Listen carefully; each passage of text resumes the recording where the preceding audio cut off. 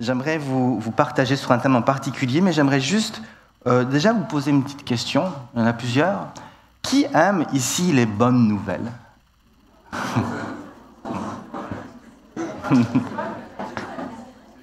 C'est pas une question piège, hein.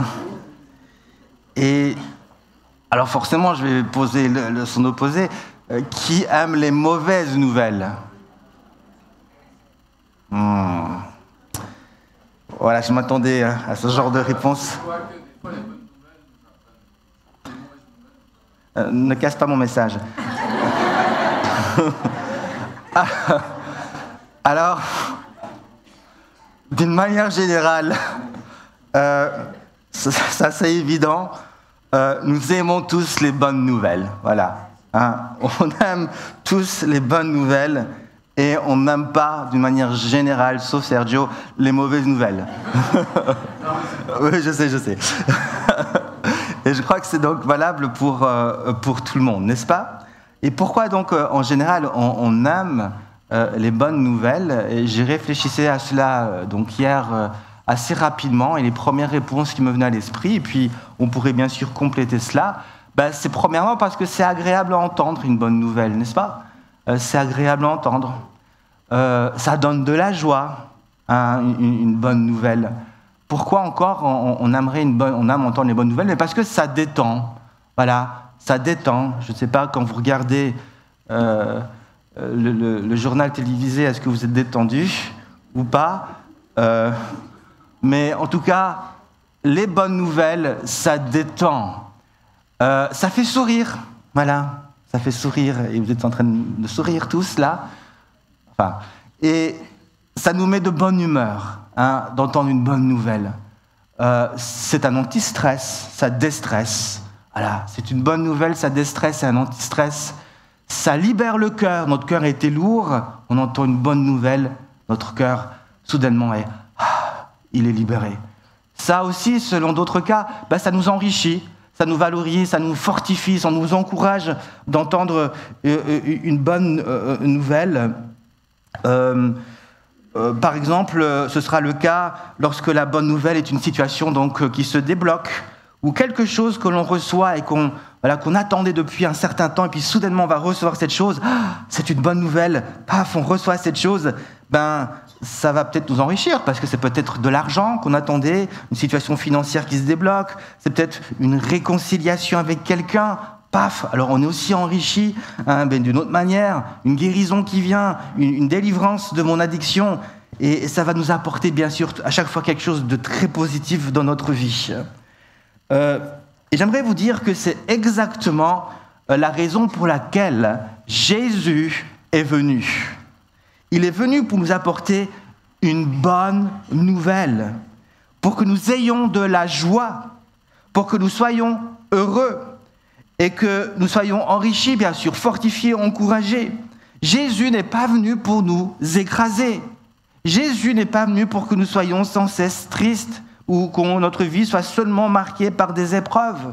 Il est venu essentiellement, et ce sera d'ailleurs la finalité, que nous soyons dans cette joie éternelle et que nous soyons dans sa présence éternelle, où il n'y aura plus de maladie, la mort sera brisée, vaincue complètement. Je veux dire, là, la vie éternelle qui nous attend, ce sera un endroit où oui, la joie sera là, la présence de Dieu sera là, et on sera heureux d'être dans cette présence.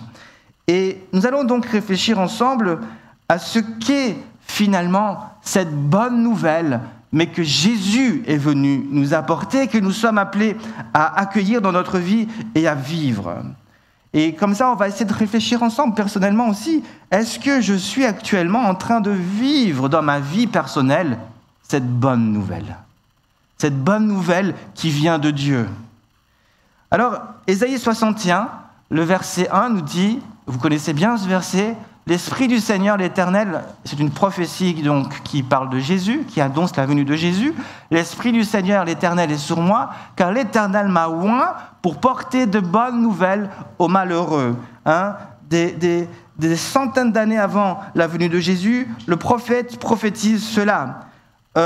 Voilà maintenant son accomplissement. plusieurs centaines d'années plus tard passent, Jésus est venu sur la terre et une des premières choses que Jésus va faire lorsqu'il débute son ministère à Nazareth, il va dans cette synagogue et il va lire ce passage des Écritures, exactement celui-là, et on peut le lire dans Luc 4, le verset 16 à 18, voilà, il se rendit à Nazareth où il avait été élevé et selon sa coutume, il entra dans la synagogue le jour du Shabbat, il se leva pour faire la lecture et on lui remit le livre du prophète Ésaïe.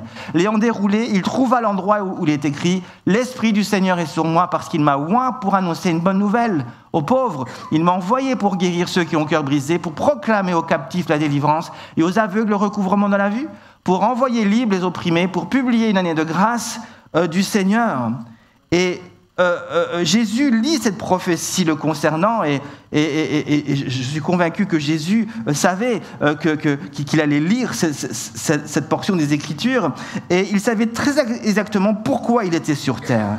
Et il était là pour annoncer une bonne nouvelle. Et c'est ce qu'il veut aussi transmettre maintenant à cette foule qui l'écoute. Et ce qui est intéressant avec ce passage est que ce verbe ici, en français, annoncer une bonne nouvelle, dans ce passage de l'évangile de Luc, est en réalité, d'après le texte original dans le grec, le verbe évangéliser en français. Et donc on aurait pu traduire ce verset « L'Esprit du Seigneur est sur moi parce qu'il m'a oint pour évangéliser ». Et saviez-vous qu'on retrouve dans ce verbe, bien sûr, évangéliser, le mot « évangile ».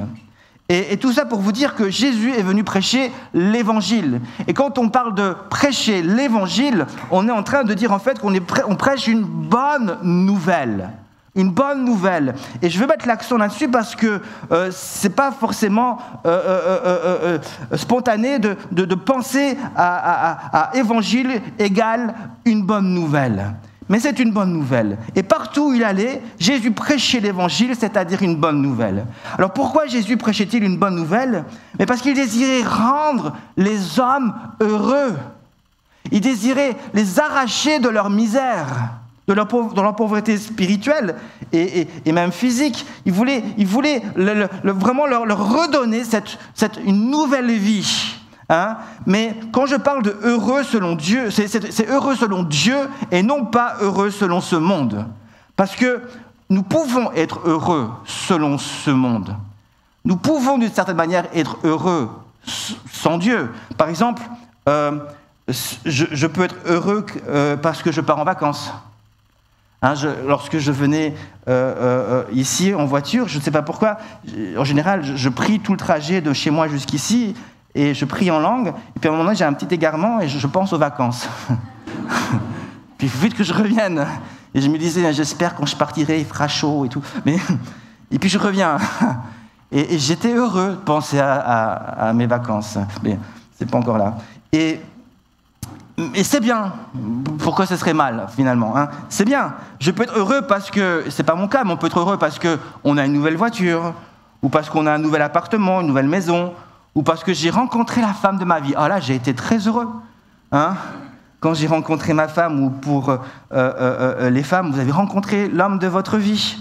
Et cela, bien sûr, nous rend heureux. Enfin, je l'espère en tout cas que ça vous a rendu heureux. Et Jésus, donc, bien sûr, peut contribuer à ce que nous soyons aussi, bien sûr, heureux à ce niveau-là. Mais la vérité est que la bonne nouvelle que Jésus vient nous annoncer a pour but de rendre l'homme heureux, mais à un autre niveau, d'un bonheur et d'une joie qui dépasse tout ce que l'homme, bien sûr, pourrait recevoir de ce monde, ou même d'un homme, ou même d'une femme. Et cela nous amène à nous poser donc une autre question. Quel genre de bonne nouvelle Jésus est-il venu nous annoncer ? Était-ce juste des mots, juste des paroles qui nous fait du bien ? Était-ce juste des mots qui nous annoncent quelque chose à venir, mais qui est très loin devant ? Alors je dirais oui aussi, Jésus est venu nous annoncer quelque chose qui est devant nous. On a encore des choses à vivre, le meilleur en fait reste à venir, c'est vrai. Mais la bonne nouvelle que Jésus nous annonce, c'est déjà quelque chose que je peux vivre aujourd'hui. Aujourd'hui, à l'instant même. Et ça c'est juste extraordinaire. Et l'apôtre Paul, donc, en parlant de cet évangile, va dire ceci. Et ça va nous aider à mieux comprendre finalement quel est cet évangile. Il dira dans Romains 1,16 « Car je n'ai pas honte de l'évangile, de la bonne nouvelle, donc, parce que c'est une puissance de Dieu. Le mot dunamis est une puissance de Dieu pour le salut de quiconque croit, du juif premièrement, puis du grec.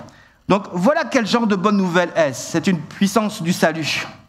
La bonne nouvelle, donc, c'est d'être libéré de la puissance des ténèbres pour ensuite, selon Colossiens, être transporté dans le royaume des ténèbres, de la lumière de Dieu, pardon.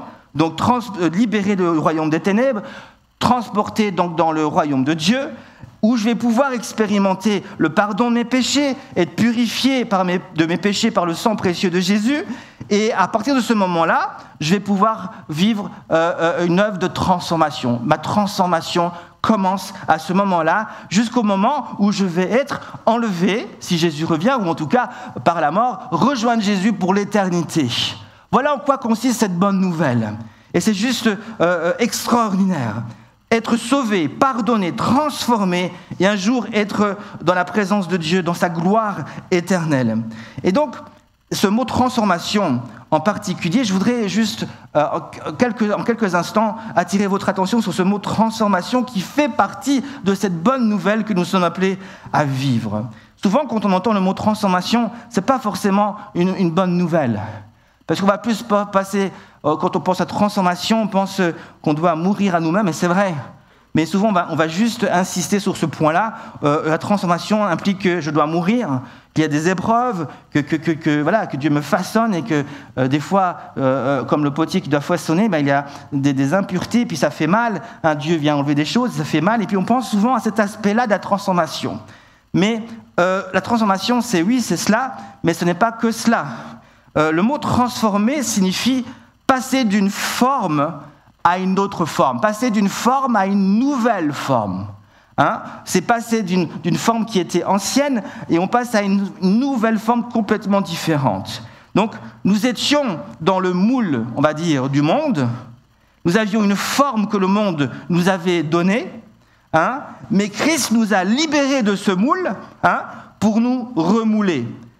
Et nous donner une nouvelle forme complètement différente de la première. Une forme qui maintenant ressemble plutôt à Jésus. Et être transformé signifie donc devenir cette nouvelle personne avec un cœur nouveau qui est donc selon le moule de Jésus. Être transformé, c'est donc faire disparaître ce qui était ancien pour faire apparaître ce qui est nouveau. Et cela se fait bien sûr par la puissance de l'Esprit. Mais la transformation n'est pas quelque chose qui se fait d'un simple clic ou claquement des doigts. Cela se fait bien sûr étape par étape. Et bien sûr, aussi comme je l'ai dit, d'épreuve en épreuve, de victoire en victoire, de gloire en gloire. Et à chaque étape, à chaque victoire, il y a quelque chose de nouveau qui va prendre place dans ma vie. Il faut qu'on puisse prendre conscience de cela. Quelque chose de nouveau. Ou dit autrement, la personne nouvelle que je suis devenue, petit à petit, va s'affirmer. Voilà en quoi consiste la transformation ici-bas sur terre. Alors que je suis sauvé, que je suis devenu une nouvelle créature, il faut que la transformation va consister maintenant à ce que cette nouvelle personne puisse s'affirmer, puisse prendre de plus en plus de place face à ce cœur charnel. Donc, il s'agit de devenir chaque jour quelqu'un de nouveau, ok ? Et c'est très important à comprendre cela. Donc la vérité est que Dieu ne veut pas simplement faire de moi une meilleure version de moi-même, et c'est un message aussi que j'ai beaucoup prêché, mais un jour Dieu m'a montré que c'était bien plus profond que cela. C'était bien plus profond que cela. Il ne veut pas juste faire de moi quelqu'un de meilleur, mais il veut faire quelqu'un de moi de nouveau. Et j'aimerais que vous puissiez saisir cette pensée, parce qu'il ne veut pas juste améliorer ce qu'on peut améliorer. Il veut apporter ce qui n'était pas là. Il veut... chaque jour, je suis appelé à être une nouvelle personne. Chaque jour, il y a quelque chose de nouveau qui est appelé à apparaître. Aujourd'hui, je suis une nouvelle personne, mais il y a encore une nouvelle personne qui est devant moi que je ne suis pas encore. Et je suis appelé à devenir encore cette nouvelle personne. Et quand c'est cette chose nouvelle, je l'aurai atteinte, mais il y aura encore quelque chose de nouveau que je pourrai vivre. Et je pars de nouveauté et de nouveauté en nouveauté. Et à chaque fois, Dieu veut créer cette chose nouvelle en moi. Et donc, oui, on pourrait dire que je suis appelé à devenir une meilleure version de moi-même, mais moi j'aimerais vous dire que vous êtes appelé à devenir, votre version est appelée à devenir quelque chose de nouveau. Nouveau. Et soyez pas juste meilleurs, apprenez à entrer dans ce qui est nouveau. Et c'est la pensée que l'on retrouve dans Romains 12, le verset 2. Vous connaissez ce verset qui dit « Ne vous conformez pas au siècle présent ». En d'autres termes, je vais le traduire dans ma traduction. « Ne vous conformez pas au siècle présent », c'est-à-dire « N'entrez pas dans le moule du monde ». Mais soyez transformés par le renouvellement de l'intelligence, c'est-à-dire laissez la nouvelle personne en vous grandir, s'affirmer et prendre sa place, car à chaque fois que vous laissez la nouvelle personne que vous êtes prendre sa place, vous progressez dans votre transformation. Bon, ma traduction est plus longue. Et la conséquence c'est la suite du verset, afin que vous discerniez quelle est la volonté de Dieu, ce qui est bon, agréable et parfait. Ce qui me semble assez logique, puisque plus je laisserai mon nouveau cœur grandir, mon nouveau cœur s'affirmer et grandir face à mon cœur charnel, plus Dieu aura de la place dans ma vie. Et plus Dieu aura de la place dans ma vie, plus je vais approfondir ma relation avec Dieu. Et plus je vais approfondir ma relation avec Dieu, plus ma connexion avec la pensée de Dieu sera fluide. Plus ce sera fluide. Et donc plus ça deviendra facile de pouvoir discerner ce que Dieu veut. Mais ça commence lorsque Dieu prend de la place dans ma vie. Ça commence lorsque j'abandonne ce qui est ancien. J'abandonne mon ancienne vie pour laisser ce qui est nouveau apparaître et que Dieu puisse prendre de plus en plus de place.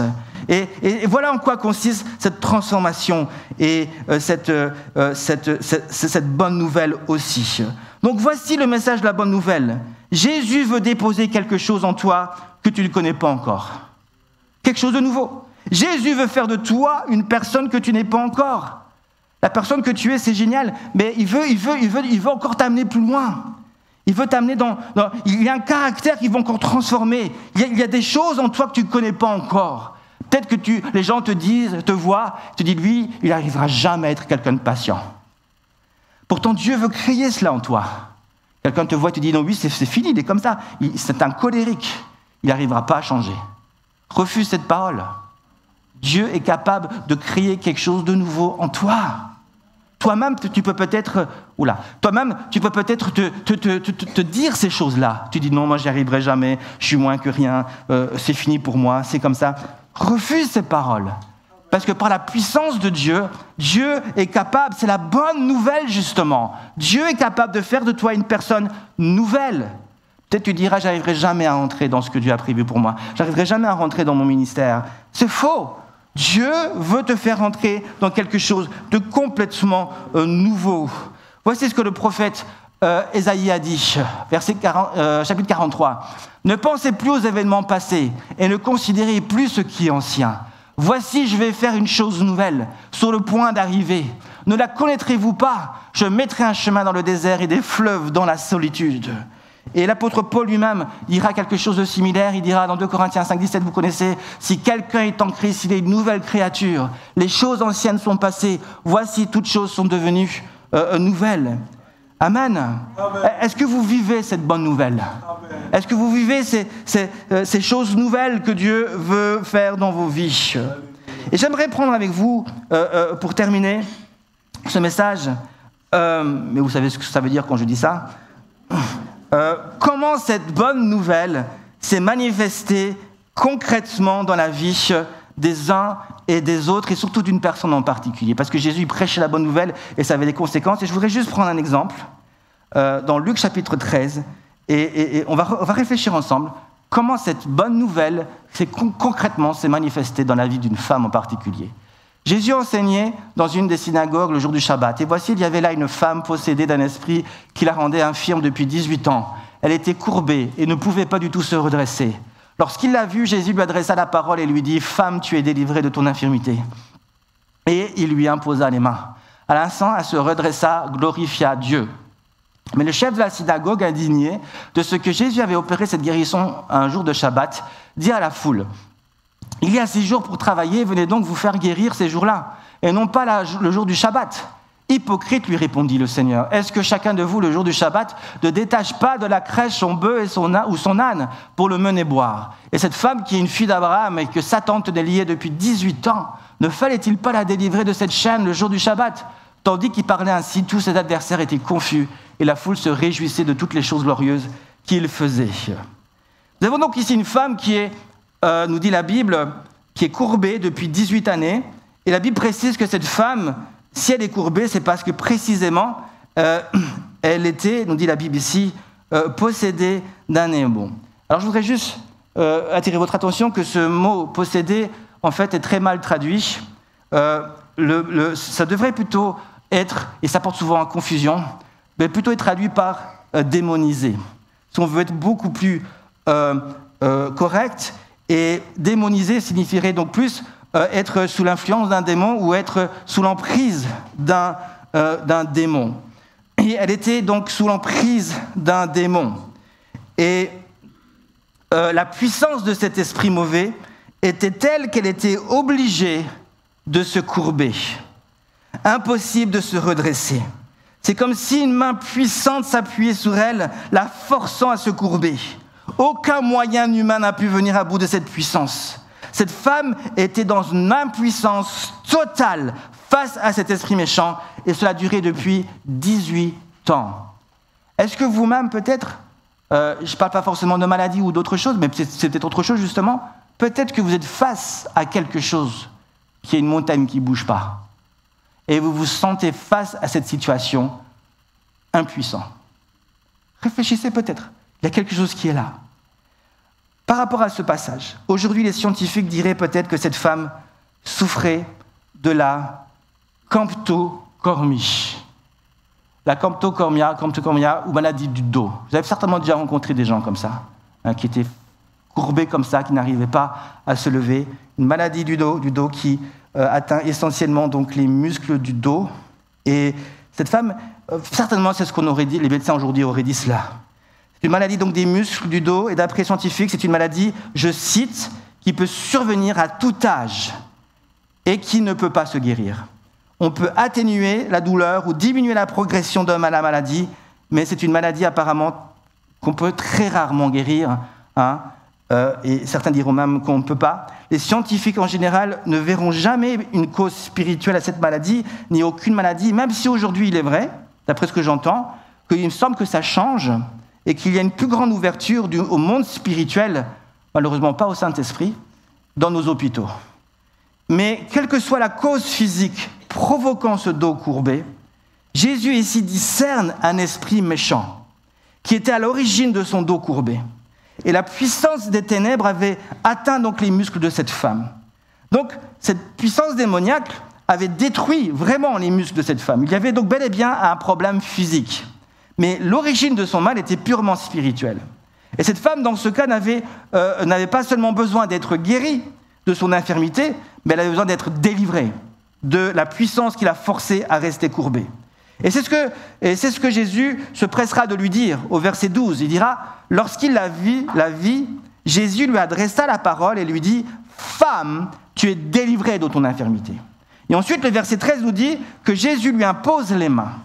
Et il n'y a donc aucune prière en particulier. Il y a juste une parole qui est déclarée et qui annonce une bonne nouvelle. Jésus est en train de lui annoncer une bonne nouvelle. Et la bonne nouvelle est, tu es délivré de ton infirmité. Et au moment où Jésus lui impose les mains, la puissance de Dieu est libérée dans la vie de cette femme qui brise la puissance de l'esprit méchant et le chasse. Étant maintenant délivrée de l'emprise de ce démon, la conséquence est immédiate. Le verset 13 continue et dit, « À l'instant, elle se redressa et glorifia Dieu. » Alléluia. Nous parlons souvent de la prière pour les malades. Mais Jésus, ici, ne prie pas pour cette femme. Il déclare une parole sur sa vie, une parole de victoire, une parole de délivrance, qui était en réalité tout simplement une parole de foi. Mais ce n'est pas une simple parole qui nous fait du bien à entendre. Jésus, donc, comme je l'ai dit, est en train de lui annoncer la bonne nouvelle. Et la bonne nouvelle, écoutez-moi bien, diffère toujours d'une simple parole par un élément qui fait toute la différence. Et cet élément, c'est la puissance de Dieu. C'est la puissance de Dieu. La bonne nouvelle est toujours une parole qui véhicule la puissance de Dieu, une puissance de vie, une puissance qui sauve, qui délivre, qui guérit, qui dévoile le plan de Jésus. Alors faisons attention, lorsque nous-mêmes, nous proclamons la parole. Posons-nous la question, avons-nous toujours proclamer sur la vie des autres une bonne nouvelle. Lorsque telle personne était en fin de vie et que nous nous sommes approchés de cette personne et que nous avons commencé à dire « tu seras guéri » et que cette personne, quelques temps après, meurt, avons-nous vraiment déclaré là une bonne nouvelle? La différence vraiment, et c'est ça qu'on doit faire très attention, est que lorsque la bonne nouvelle est proclamée dans la bouche de Jésus, elle est toujours chargée de grâce, de puissance. Elle n'est pas juste chargée d'émotions ou de bonnes intentions. Elle est chargée de la puissance de Dieu. D'une intention, oui, mais d'une intention de Dieu. Je peux avoir des bonnes intentions, mais mes bonnes intentions ne suffiront pas face aux puissances, face à la maladie.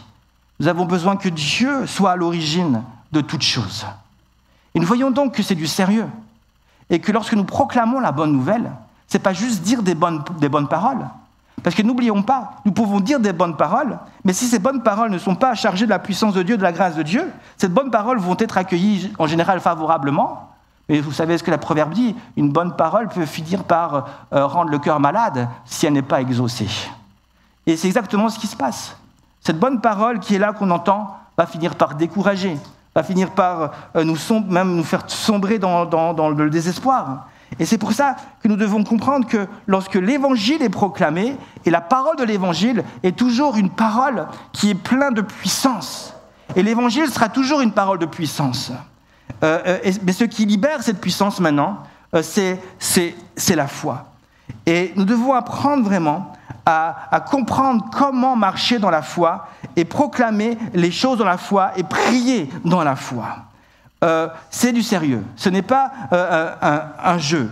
Et Jésus donc va proclamer cette bonne nouvelle, et cette puissance va se manifester, cette femme va être complètement guérie, et le verset 14 nous dit qu'il va y avoir, après avoir eu une réaction, cette femme va réagir, glorifier Dieu, il va y avoir directement une réaction du diable. Voici ce qui se passe.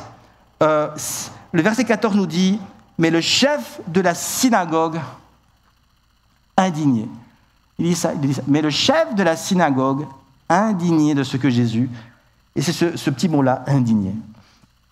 Comment une délivrance peut-elle indigner une personne? Surtout lorsque cette personne est un leader, un chef de la synagogue. N'aurait-il pas dû sauter de joie ou se réjouir du tréfonds de son cœur pour cette femme? Mais il est indigné. Il voit pourtant la délivrance, il voit pourtant la joie de cette femme, mais cela crée en lui que du mépris pour cette femme et pour Jésus. Vous vous rendez compte? Il est même en colère que Jésus ait agi de cette manière. Mais qu'est-ce que tu as fait? Tu as guéri une femme et tu l'as rendue heureuse. Ça, hein? Mais qu'est-ce que tu as fait? Tu n'aurais jamais dû la rendre heureuse. C'est ça. Il est indigné. Il n'est pas content que Jésus ait fait du bien à une femme. Et ça nous montre dans quel état était le cœur de ce leader. Ce leader n'était pas là pour voir la gloire de Dieu, il était juste là pour observer et s'assurer que la loi était respectée. Hein? Il regarde. Il y a des gens comme parfois qui regardent. Ils inspectent si tout va bien, si tout se passe comme ça doit se passer. Il regarde, il regarde, il juge. Il avait fait de la loi une pierre d'achoppement, au lieu d'y voir le cœur de Dieu désirant guérir et sauver les hommes. Écoutez-moi, c'est sérieux ce que je suis en train de dire. À quel moment l'évangile peut devenir une loi? À quel moment l'évangile dans nos cœurs est devenu une loi? J'espère que ce n'est pas votre cas. Mais l'évangile peut à tout moment devenir une loi quand nous ne parvenons plus à discerner ce que Dieu est en train de faire ou ce que Dieu veut faire. Quand nous ne parvenons plus à entendre ce que le Saint-Esprit cherche à dire, l'évangile peut devenir une loi. L'évangile n'est pas appelé à être prêché ni obéi de manière mécanique. Je dois aimer mon prochain, donc je lui serre la main, je lui fais un grand sourire, je m'assure qu'il va bien, je lui fais du bien comme je peux. Ça y est, c'est fini, j'ai aimé mon prochain. Passons à la suite. allez, je dois aimer Dieu. Donc je mets le chrono, allez, 30 minutes, je prie. Ah, ça sonne, oh, c'est fini. Je remets 15 minutes, je dois lire ma Bible 15 minutes, je dois aimer Dieu. J'ouvre ma Bible, je lis 15 minutes, allez, ça sonne, c'est fini, j'arrête. Et puis on fait des choses mécaniques. Allez, il faut que j'évangélise, 10 minutes. Je ne peux pas me coucher sans avoir parlé à une personne. Vas-y, go, hop, on y va. Et puis on parle aux personnes, on rentre, ça y est, ouf, je me sens bien. Est-ce de cette manière-là que nous obéissons à l'évangile? Est-ce que c'est de cette manière-là que nous faisons les choses? C'est exactement de cette manière que le chef de la synagogue envisageait les choses. C'est le jour du Shabbat, donc pas question que quelqu'un soit guéri. C'est interdit le jour du Shabbat. Et c'était son devoir de veiller à ce que la loi soit respectée à la lettre. Alors nous devons comprendre que la loi était là pour apporter une solution temporaire au péché et au cœur charnel de l'homme, mais elle n'empêchait nullement les hommes de se faire du bien entre eux et de s'aimer comme Dieu le demandait lorsque c'était nécessaire. Et c'est ce que Jésus va tenter d'expliquer à ce chef de synagogue. Il dira au verset 15 et verset 16, « Hypocrite, lui répondit le Seigneur, est-ce que chacun de vous, le jour du Shabbat, ne détache pas de sa crèche son bœuf ou son âne pour le mener boire? Et cette femme qui est une fille d'Abraham et que Satan tenait liée depuis 18 ans, ne fallait-il pas qu'elle soit délivrée de cette chaîne le jour du Shabbat ?» Jésus transmet un message extrêmement puissant, mes amis. Il cherche à lui faire comprendre que la loi ne doit pas empêcher à Dieu d'agir avec puissance dans la vie des uns et des autres. Et c'est ce que Jésus est venu faire par l'Évangile. Il est venu par l'Évangile redonner la juste image de qui est Dieu. Il est venu redonner au peuple par l'Évangile. Il est venu avec d'autres mots. Il est venu leur dire par l'Évangile, Dieu n'est pas un Dieu dur. Dieu n'est pas un Dieu lointain. Dieu n'est pas un Dieu insensible. Dieu est un Dieu qui, avant toute chose, aime les hommes, qui veut les sauver, qui veut les délivrer, qui veut les guérir, qui veut les prendre dans sa présence, qui veut les aimer, il veut qu'ils soient avec eux tous pour l'éternité. Ça, c'est l'Évangile. Il souffre pour la misère, il souffre pour les gens qui souffrent. Il a horreur de voir l'injustice. Il a horreur de voir les gens qui souffrent de la maladie, qui manquent au niveau de leurs besoins, au niveau des finances. Il souffre. Alors Dieu vient. C'est la bonne nouvelle. C'est la bonne nouvelle que nous sommes appelés à prêcher. Et nous sommes nous-mêmes appelés à incarner cette bonne nouvelle et à faire la différence. Et c'est pour ça que nous avons besoin d'être remplis de la puissance du Saint-Esprit. Parce que l'évangile que nous voulons présenter doit être un évangile efficace, puissant, qui est capable de changer les choses, qui est capable de répondre aux besoins de ce monde. Alors, accueillons l'évangile, mais accueillons l'évangile qui vient de Dieu. Un évangile chargé de force, de puissance, d'amour. Alléluia, mes amis, j'aimerais conclure. Et je suis vraiment dans ma conclusion ce matin. Ce passage est surprenant. Il est prophétique. Il résume extraordinairement bien la situation de milliers et de milliers d'hommes et de femmes et de jeunes en Suisse et dans le monde entier. Des milliers d'hommes et de femmes et de jeunes sont liés par le diable. Et pour certains, cela a des répercussions sur leur santé physique. Mais pas seulement, car en plus de faire du tort à notre vie sur terre, le but du diable est d'empêcher l'homme de connaître Jésus et de vivre avec lui pour l'éternité. Le diable n'a aucune considération pour les hommes. Il le méprise et les hait d'une parfaite haine. Mais laissez-moi vous dire une chose. Le diable et ses esprits méchants cherchent la relation avec l'homme. Il veut être en relation avec toi. Vous savez pourquoi ? Parce que justement, comme je l'ai dit, il veut l'aveugler, il veut l'empêcher de connaître Jésus, mais pas seulement, il aurait pu se contenter de cela. Mais en plus de cela, il veut être en relation avec l'homme parce qu'il veut dominer sur sa vie. Il veut le faire souffrir, il veut l'écraser, il veut le tourmenter, il veut le fatiguer, il veut l'utiliser comme un élément de division, de critique. Il veut tout faire pour vraiment le rendre malheureux et faire de lui une source de malheur. Et vous devez comprendre cela. Jésus, par l'Évangile, est venu briser cela et changer les choses. Et les choses peuvent encore changer par la puissance de l'Évangile. Alléluia. Alors, est-ce que nous sommes aujourd'hui prêts à de nouveau accueillir cet Évangile, cette puissance de Dieu dans notre cœur? sommes-nous prêts à accueillir cet évangile? Et c'était mon message.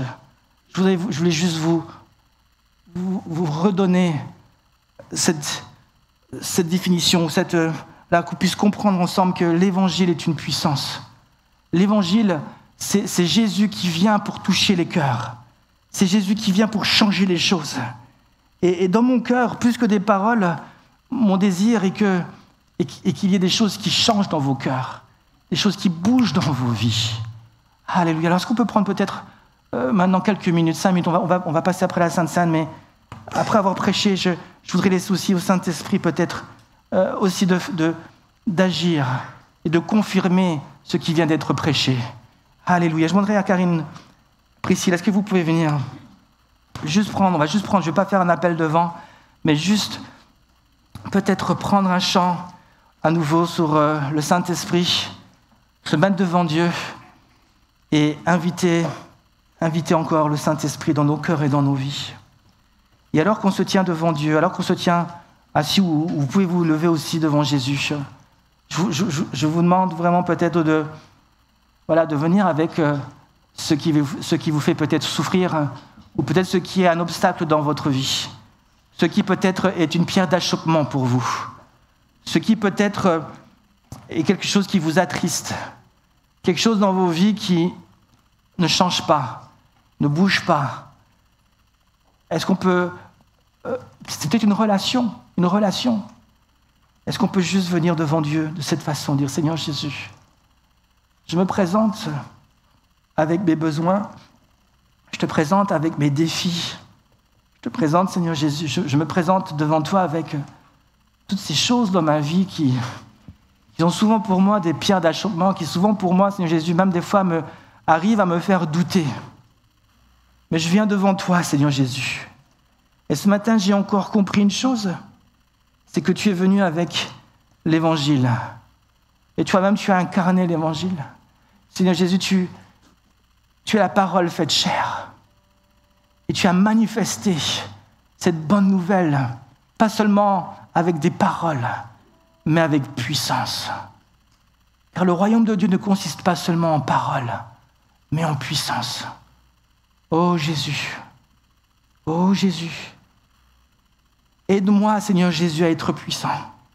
Ce qui signifie, aide-moi aussi à être la réponse à un besoin quelque part sur cette terre. Aide-moi à être, Seigneur Jésus, un instrument entre tes mains qui peut faire la différence. Quelqu'un a peut-être besoin de toi. Il y a peut-être une situation, Jésus t'a donné la solution et tu es appelé à résoudre cette situation. Et tu seras accueilli par la personne qui est dans le besoin comme la puissance, comme la puissance de Dieu. Comme une personne qui vient dans la puissance de Dieu et qui vient manifester la grâce. Seigneur, me voici devant toi. Et peut-être que dans ta propre vie, tu as besoin de voir cette puissance. Alors Jésus, je suis là. Est-ce que tu peux reprendre ce chant? Alléluia, Seigneur Jésus.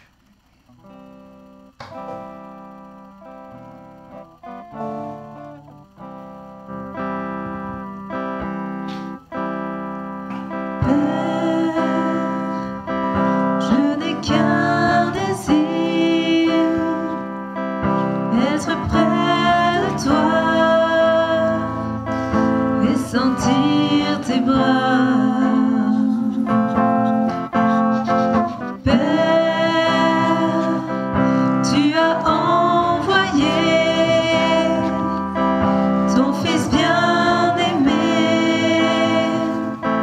pour quiconque croit. Saint-Esprit,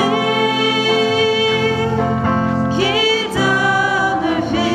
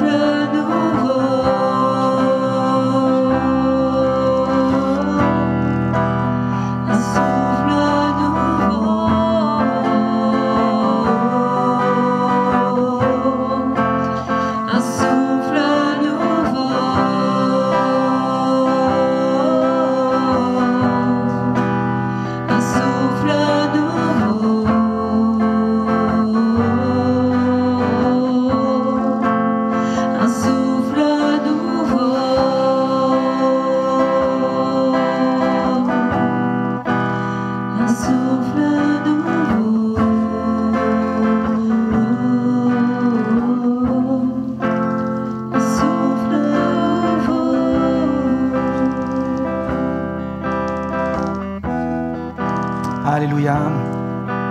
Restons dans la présence du Seigneur. Le Seigneur désire nous parler, désire déposer une parole dans notre cœur. Oh Jésus, oh Jésus, mon peuple, dit le Seigneur, combien de fois ai-je voulu vous rassembler? Combien de fois ai-je voulu étendre ma main sur vous et vous bénir et manifester ma gloire et ma puissance? Mais l'esprit de ce monde agit, l'esprit de ce monde distrait. Je vois ta souffrance, je vois ta tristesse, je vois certains visages qui sont décomposés par la peur, par la crainte. Je vois ton état spirituel, je vois ton découragement, j'entends tes soupirs. Et aujourd'hui encore, je désire étendre juste ma main pour que tu puisses la prendre. Je désire proclamer ma parole dans ta vie pour que tu puisses la recevoir, afin qu'elle te fasse du bien, afin que cette flamme, la flamme de mon esprit, puisse être ravivée. Mon peuple, l'esprit de ce monde souffle.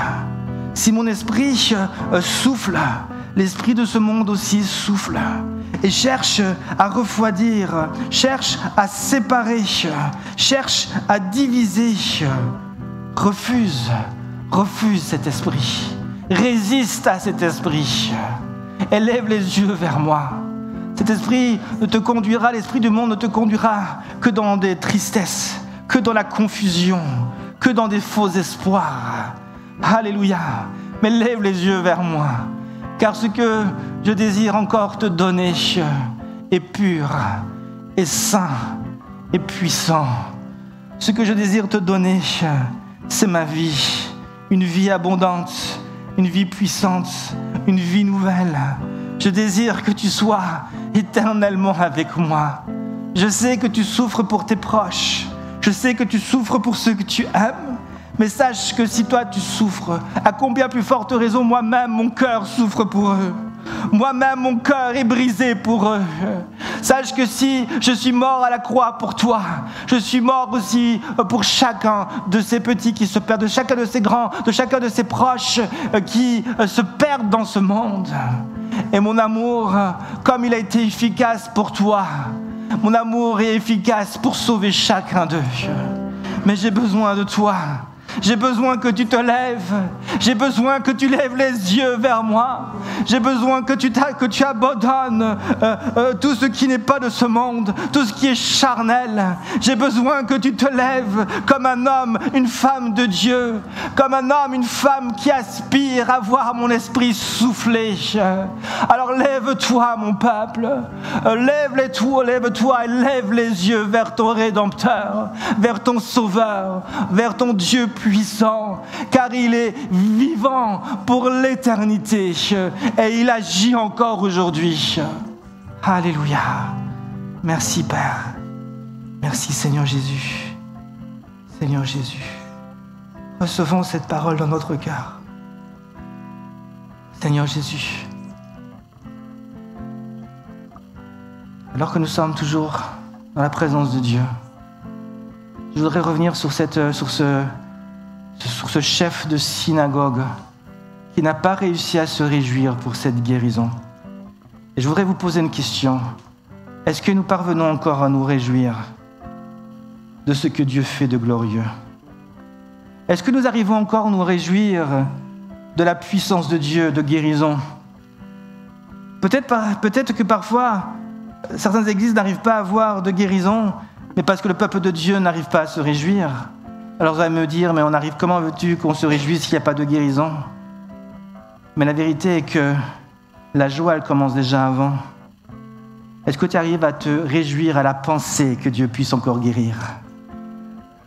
Est-ce que tu arrives à te réjouir à la pensée que Dieu puisse encore sauver? Tu n'arrives même pas à te réjouir à la pensée que Dieu puisse encore guérir. Comment vas-tu même envisager le fait que Dieu va guérir? Et nous devons apprendre déjà dans la prière, alors que nous prions prophétiquement déjà, à nous réjouir de tout ce que Dieu veut faire. Et je veux me réjouir déjà des âmes que Dieu va amener. Je veux me réjouir déjà des guérisons qu'il veut opérer. Je veux me réjouir déjà des délivrances qu'il veut amener. Est-ce que déjà dans ton fort intérieur, dans ton esprit, tu arrives à te réjouir de ces choses-là? Oh Jésus, oh Jésus, oh Jésus. Alors que je prie pour mes enfants, ou je prie pour ma femme, ou je priais même pour mes enfants, ou même pour ma fille lorsqu'elle était dans une certaine période, je me réjouissais déjà à l'avance de ce que Dieu allait faire dans sa vie, jusqu'à ce que Dieu touche, agisse. Et quand je prie pour une personne qui, avec mes yeux humains, semble complètement une personne complètement, ça semble désespéré, ça semble impossible à changer, j'apprends déjà à me réjouir de ce que Dieu est capable de faire. Oh Seigneur Jésus, je veux me réjouir, ma soeur et mon frère, de ce que Dieu va faire dans ta vie. Tu viens vers moi et tu pleures et nous pouvons pleurer ensemble, mais les pleurs se changeront en joie. Parce que nous allons apprendre à nous réjouir déjà de ce que Dieu va faire. Je me réjouis de voir des proches de ta famille être sauvés. Je me réjouis de voir certains malades être guéris. Je me réjouis de voir certains stériles enfanter. Accueillons l'évangile, c'est une bonne nouvelle. Apprenons à nous réjouir de cette bonne nouvelle. Oh Jésus, même avant de la voir se manifester, c'est aussi l'étape de la foi. Merci Père. Amen.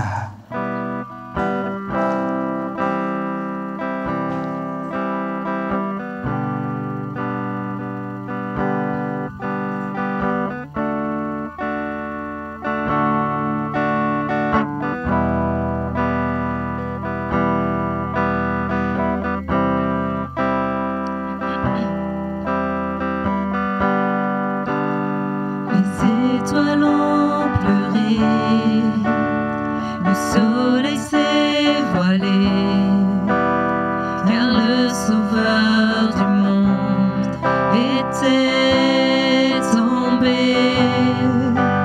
Son corps sur une croix, son sang versé pour moi, sur ses épaules le poids de nos péchés.